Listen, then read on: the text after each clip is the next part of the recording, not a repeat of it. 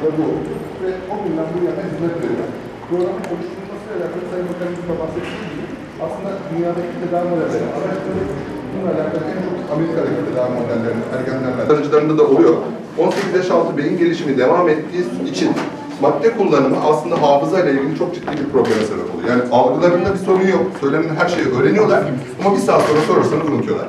Bu yüzden ne kadar tedavide çok tekrarlı görsel materyal kullanırsanız hafızada kalışı o kadar arttırıyor.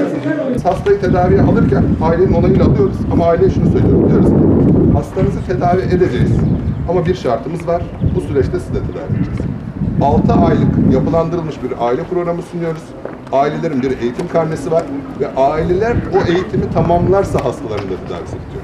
Yani hastanın tedavisi ailenin eğitimiyle beraber bitiyor. Ben merkezde kalırken seninle temas etmiyor. Yani buradan aile ziyaretleri başlıyor, dışarıdaki risklere göre tedavi tekrar dönüşüyor ve biz her riske karşı onları uyarlamaya çalışıyoruz. Yani aslında bir sosyal çevre değişikliğini de tedavi içerisinde yapmaya çalışıyoruz. Bağımlılıkla alakalı şöyle bir şey söz konusu.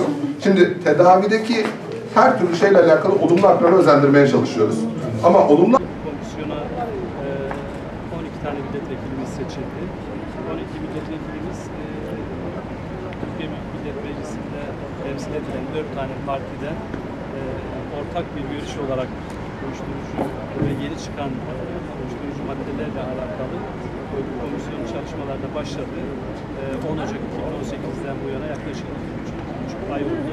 Komisyonumuzun çalışma süresi normalde 3 ay artı 1 ayda uzatma alıyoruz. Toplam 4 ay çalışacağız.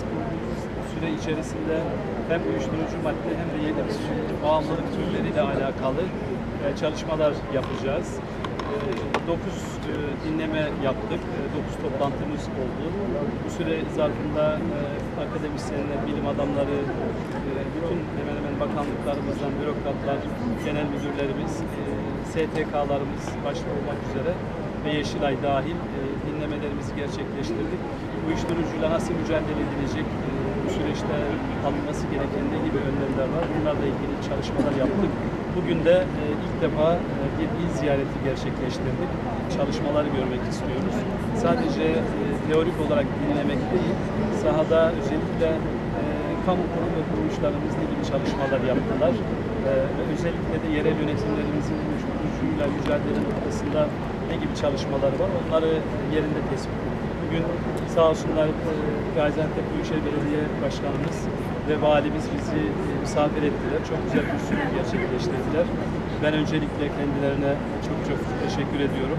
Bu ziyaretimizde Büyükşehir Belediye'mizin kurmuş olduğu adeta Gaziantep modelinde bir rehabilitasyon merkezi. Çok farklı bir konsept. Bunu tabii ki diğer illere de yerel yönetimlerin sosyal sorumluluk projeleri adı altında yapmaları gerektiğini de ayrıca ifade etmek istiyorum. Çok başarılı bir merkezi var.